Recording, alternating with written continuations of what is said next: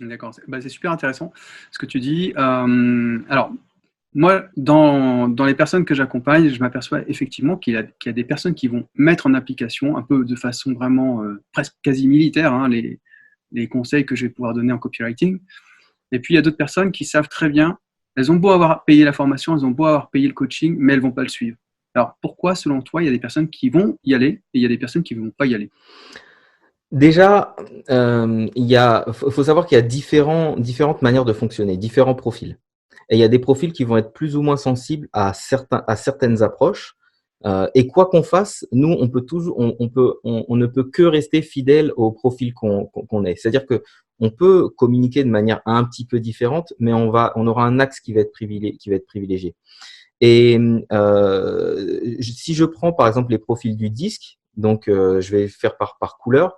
Tu as d'un côté en haut, alors le disque c'est coupé en quatre. Tu as d'un côté, alors je sais pas dans quel côté ça va apparaître à la caméra, si c'est inversé ou quoi, mais bon, en haut, allez, on va dire en haut à droite, tu as les rouges, en haut à gauche, tu as les bleus.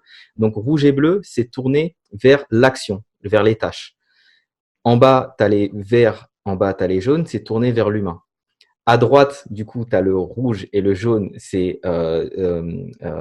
tourné plus vers L'immédiateté, oui, vers la l'action. spontanéité, vers Mm. l'action, etc.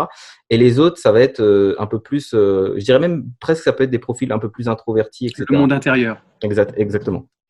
Donc, quand on regarde ça, juste cette grille de lecture très simple, on comprend qu'il y a des personnes qui vont être beaucoup plus facilement tournées vers l'action, vers les tâches, vers les autres, et que ce sera plus facile pour elles déjà de demander de l'aide, de passer à l'action. Ce sont les ressources vers lesquelles elles vont pouvoir aller beaucoup plus facilement. Par contre, si tu leur demandes d'aller rechercher à l'intérieur ce qu'elles ressentent par rapport à leur, je sais pas, par exemple, par rapport à leur avatar client, de toucher sur leur ressenti, ça va être beaucoup plus difficile pour elles d'accéder à cette partie d'elles. Les bleus, qui sont presque des machines, des ordinateurs, c'est souvent des informaticiens, des comptables, etc. C'est très facile pour eux de penser de manière structurée. Les jaunes, qui sont à l'opposé, qui sont plutôt tournés vers Les artistes. l'humain, vers les actions, tout ça, ça va être des artistes, des communicants, des personnes qui sont dans l'expression, qui vont être sur le ressenti et sur la réaction immédiate au monde. Donc, c'est des gens qui vont dire « Ah, mais ça, c'est génial. Ah, mais ça, j'adore. » un truc, qui vont être vraiment dans la réaction. Ce sont des personnes pour qui ça va être très très difficile de se structurer parce que ça leur demande de ne plus réagir et d'anticiper. Donc, quand on a compris ces profils-là, ce qui va être intéressant, je pense, c'est aussi soit soi-même en tant que d'accepter de ne toucher qu'une partie des gens, ce qui est pas évident, hein, parce que il y a des gens qu'on a envie d'aider aussi, on sait qu'on peut les aider, et on C'est se dit clair. bah voilà. Donc ça c'est un vrai challenge. Soit réussir à stimuler chez eux ce qui va les nourrir le plus. On a tous, en fonction de nos profils, des besoins psychologiques. Ça peut être le besoin d'action, le besoin de connexion, le besoin de certitude, etc.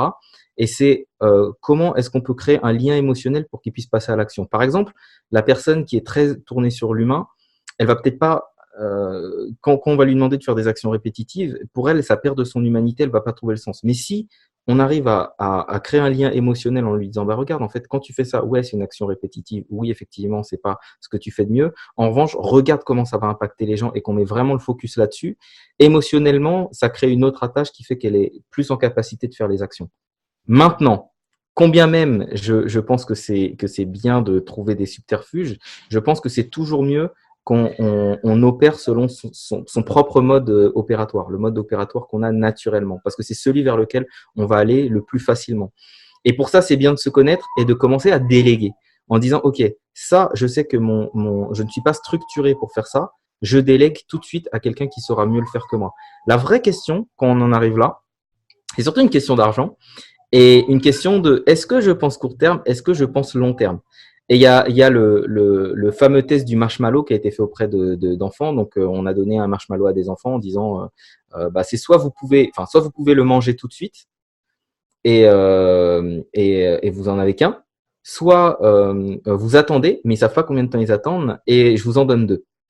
Et ils ont suivi ces enfants pendant des années, des décennies même, et se sont rendus compte que tous les enfants qui avaient repoussé entre guillemets la gratification instantanée pour avoir les deux marshmallows avaient beaucoup plus réussi dans leur vie, mais réussi sur tous les plans.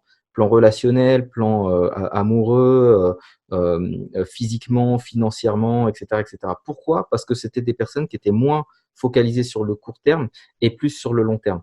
Et la grosse différence, elle va se jouer aussi là-dessus, c'est de se dire, OK, peut-être qu'aujourd'hui, je n'ai pas les ressources, mais la vraie question, c'est comment est-ce que je peux avoir les ressources pour que ce que je fais là, dans 1 an, dans 6 mois, dans 3 ans, peu importe, ça m'ait fait gagner énormément de temps et que je puisse me concentrer uniquement sur ce que j'aime.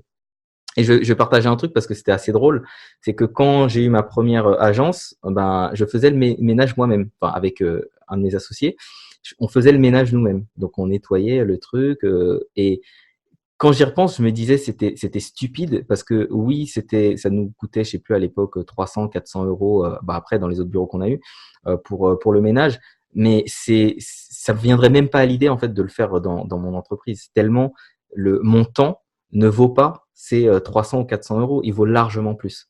Donc c'est la différence entre penser court terme et penser long terme. Et les gens qui savent investir, ça dit d'eux une chose, c'est que ce sont des personnes qui sont en capacité d'investir sur leur réussite sur de long terme. Et ça pour moi, c'est vraiment une grande caractéristique des personnes qui réussissent et qui réussissent pendant plus longtemps aussi, parce qu'on peut réussir et puis très vite se laisser embourber, c'est d'avoir cette pensée long terme.